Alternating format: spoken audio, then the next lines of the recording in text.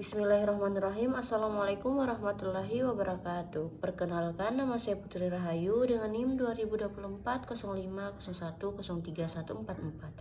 Saya dari kelas E Manajemen Bisnis Syariah Fakultas Ekonomi dan Bisnis Islam. Di sini saya akan membahas sedikit tentang materi konsep teori ekonomi dan bisnis digital. Langsung saja, konsep ekonomi digital adalah suatu bentuk kegiatan ekonomi yang memanfaatkan teknologi digital sebagai elemen utama dalam seluruh proses produksi, distribusi, dan konsumsi barang serta jasa. Pengertian disruptive innovation dan dampak pada shifting. Disruptive innovation merupakan fenomena inovasi yang tidak hanya menyempurnakan produk atau jasa yang sudah ada, tetapi secara fundamental mengubah model bisnis dan struktur industri yang ada. Adapun keunggulan utama disruptive innovation adalah kemampuannya untuk mengubah pasar secara radikal dengan pendekatan yang lebih efisien dan biaya yang lebih rendah, memaksa perusahaan melakukan adaptasi agar tidak kehilangan relevansi dan pangsa pasar. Kemudian ada dampak terhadap struktur industri dan shifting. Dampak disruptive innovation terhadap struktur industri dan shifting adalah sebagai berikut. Yang pertama, yaitu adanya perubahan struktur pasar. Yang kedua, pergeseran model bisnis. Yang ketiga, teknologi dan otomasi. Yang keempat, perubahan pada konsumen. Yang kelima, persaingan dan kegagalan perusahaan lama. Dan yang terakhir, ada dampak sosial dan ekonomi. Kemudian ada contoh nyata dan implikasi strategis yang disruptive innovation, misalnya transportasi, perdagangan, perbankan, dan media dan hiburan. Kemudian ada pengertian creative disruption dan sustaining innovation. Creative disruption adalah konsep yang menggambarkan proses di mana inovasi baru secara fundamental mengubah atau menggantikan teknologi, produk atau model bisnis lama dengan yang lebih baik dan lebih efisien. Sustaining innovation adalah inovasi yang berfokus pada peningkatan produk, layanan atau proses yang sudah ada dengan meningkatkan kualitas untuk memenuhi kebutuhan pasar yang sudah ada. Kemudian ada poin-poin perbedaan utamanya. Yang pertama ada sifat inovasi, yang kedua dampak pada pasar, yang ketiga target pasar, dan yang terakhir modal bisnis. Kemudian ada hubungan dengan disruptive innovation. Disruptive innovation dapat menyebabkan creative disruption dengan memperkenalkan teknologi dan menggantikan produk lama. Sementara sustaining innovation lebih berfokus pada peningkatan berkelanjutan dan tidak menyebabkan disrupsi besar. Kemudian konsep inovasi kewirausahaan dan pergeseran bisnis di era digital. Yang pertama, konsep inovasi. Secara etimologis, inovasi berasal dari bahasa Latin innovar yang berarti membuat sesuatu menjadi baru. Inovasi juga dapat dipahami sebagai proses penciptaan, pengembangan, dan penerapan ide baru yang menghasilkan produk, layanan, metode, atau sistem yang lebih bermanfaat dibandingkan sebelumnya. Kemudian ada bentuk-bentuk inovasi dalam bisnis. Yang pertama, inovasi produk, menghadirkan barang atau jasa baru. Yang kedua, inovasi proses, memperbaiki cara produksi atau distribusi yang lebih cepat, hemat biaya, dan efisien. Yang ketiga, inovasi pengembangan strategi, promosi, distribusi. Yang terakhir, inovasi organisasi perubahan dalam struktur, manajemen, atau budaya kerja. Yang kemudian ada konsep kewirausahaan. Kewirausahaan adalah tindakan menciptakan sesuatu yang baru atau berbeda yang menghasilkan nilai ekonomi. Kemudian seorang wirausaha memiliki ciri khas. Yang pertama, kreatif dan inovatif. Yang kedua, berani mengambil risiko. Yang ketiga, berorientasi pada peluang konsumen. Yang keempat, memiliki kepemilikan modal. Dan yang terakhir, berorientasi pada hasil dan nilai tambah. Dalam konteks ekonomi modern, kewirausahaan memiliki peranan penting. Yang pertama, mendorong pertumbuhan ekonomi. Yang kedua, meningkatkan daya saing. Yang ketiga, mengoptimalkan pemanfaatan sumber daya. Dan yang terakhir, mendukung pembangunan berkelanjutan. Kemudian ada hubungan inovasi dan kewirausahaan. Inovasi dan kewirausahaan merupakan dua konsep yang bersaling melengkapi dan tidak dapat dipisahkan dalam praktik bisnis modern. Kemudian ada peran inovasi dalam pengembangan kewirausahaan. Tanpa adanya inovasi, sebuah usaha cenderung sulit bertahan menghadapi perubahan pasar, perkembangan teknologi, dan dinamika kebutuhan konsumen. Beberapa peran inovasi dalam pengembangan kewirausahaan. Yang pertama, menciptakan produk dan layanan unggul. Yang kedua, meningkatkan efisiensi usaha. Dan yang terakhir, membangun daya saing usaha. Yang kemudian, contoh penerapan inovasi dalam kewirausahaan. Yang pertama itu Tokopedia dan Gojek. Yang kedua, usaha kuliner lokal. Dan yang terakhir, UMKM digital. Konsep bisnis tradisional. Karakteristik bisnis tradisional antara lain: yang pertama, transaksi tatap muka. Yang kedua, jangkauan pasar terbatas. Dan yang terakhir, promosi konvensional. Yang kemudian ada konsep bisnis digital. Bisnis digital adalah modal usaha yang memanfaatkan teknologi informasi dan internet. Karakteristik bisnis digital: yang pertama ada transaksi online, yang kedua jangkauan pasar global, dan yang terakhir ada integrasi teknologi. Kemudian ada faktor penyebab bisnis digital. Yang pertama itu ada perkembangan teknologi informasi dan komunikasi, yang kedua perubahan gaya hidup konsumen, yang ketiga globalisasi dan persaingan usaha, dan keempat pandemi COVID-19, kelima kemudian akses dan infrastruktur digital, dan yang terakhir efisiensi biaya dan operasional. Kemudian ada dampak pergeseran bisnis, dampak positif dan dampak negatif. Dampak positif yang pertama, memperluas pangsa pasar, yang kedua mengurangi biaya operasional, yang ketiga meningkatkan inovasi produk dan layanan. Adapun dampak negatifnya, yang pertama persaingan semakin ketat, yang kedua ketergantungan pada teknologi, yang ketiga isu keamanan data dan penipuan online. Kemudian ada studi kasus pergeseran bisnis digital.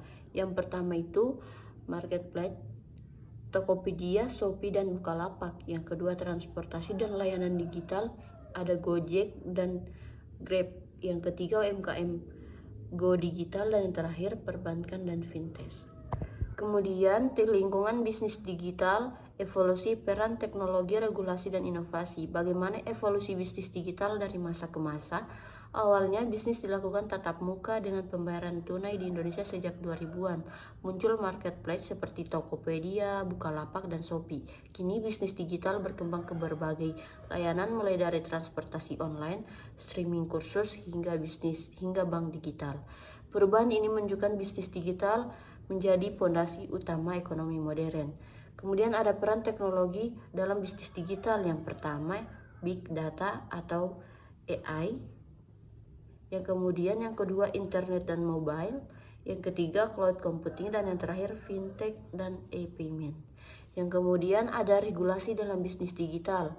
Yang pertama UU ITE tahun 2008 mengatur transaksi online, mengatur transaksi digital.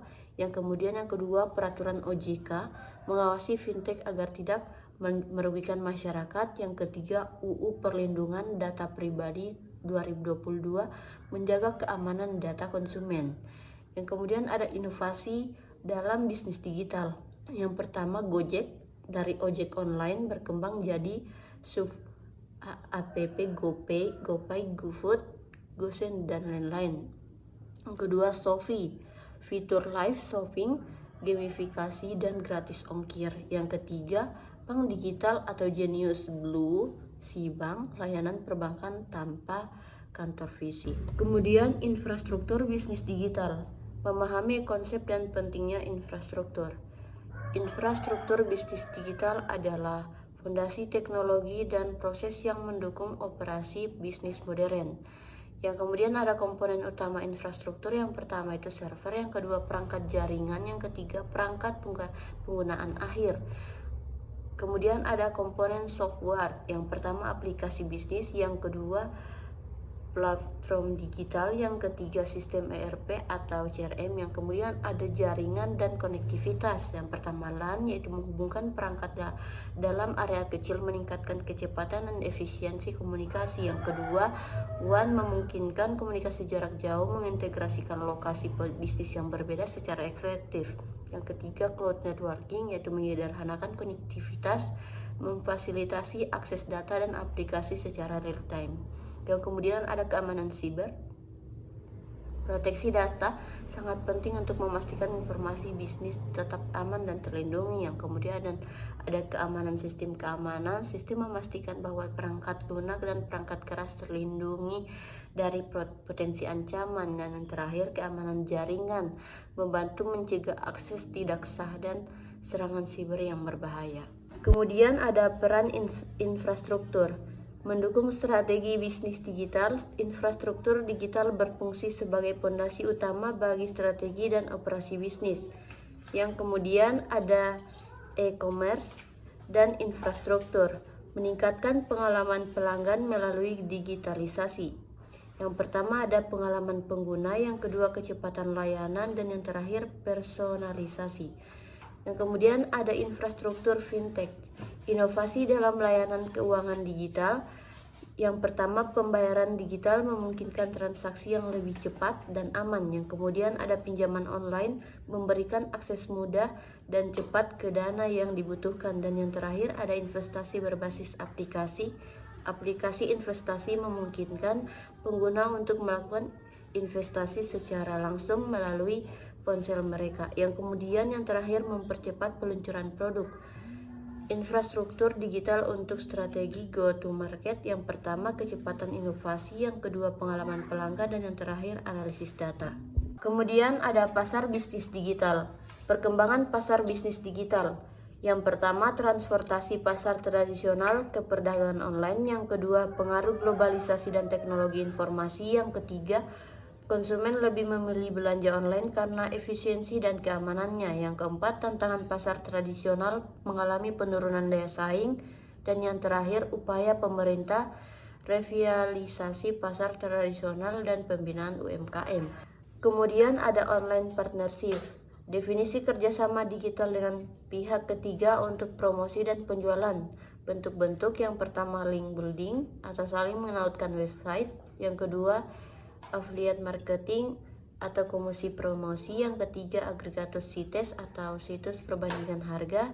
Yang keempat, online sponsorship, iklan sponsor digital. Dan yang terakhir, co-branding, ada kolaborasi antar brand. Yang kemudian ada penyerapan teknologi utama. Yang pertama, internet, infrastruktur transaksi online. Yang kedua, big data atau analisis konsumen dan tren pasar. Yang ketiga, cloud computing, efisiensi operasional dan hemat biaya. Dan yang terakhir, media sosial, pemasaran digital dan interaksi pelanggan. Yang kemudian ada dukungan teknologi. Yang pertama, efisiensi dan produktivitas bisnis. Yang kedua, inovasi produk dan layanan. Yang ketiga, ekspansi pasar global. Yang terakhir, peningkatan pengalaman pelanggan. Yang kemudian ada tantangan dan solusi. Kemudian ada keamanan data, tingkatkan sistem keamanan dan enkripsi. Yang kemudian yang kedua, keterampilan digital, yaitu ada pelatihan dan pengembangan SDM, diferensiasi produk. Dan yang terakhir, biaya dan regulasi, yaitu perencanaan investasi bertahap dan kepatuhan hukum. Kemudian ada strategi dan manajemen. Strategi dan manajemen bisnis digital menekankan diferensiasi serta inovasi produk dan layanan agar mampu bersaing. Pemanfaatan teknologi untuk efisiensi manajemen dan analisis data, pemasaran digital yang efektif guna memperluas jangkauan serta menjaga loyalitas pelanggan, serta pengelolaan risiko melalui keamanan siber dan praktik berkelanjutan demi mendukung kelangsungan bisnis jangka panjang. Kesimpulan, pasar bisnis digital tumbuh pesat dengan dukungan teknologi yang membuat transaksi lebih cepat dan efisiensi. Keberhasilan bisnis digital ditentukan oleh kolaborasi inovasi serta strategi manajemen yang tepat. Dengan pengelolaan yang baik, perusahaan dapat bertahan dan berkelanjutan di era persaingan global. Mungkin itu saja yang bisa saya sampaikan, lebih dan kurangnya mohon dimaafkan. Saya ucapkan wabillahi taufiq walhidayah. Wassalamualaikum warahmatullahi wabarakatuh.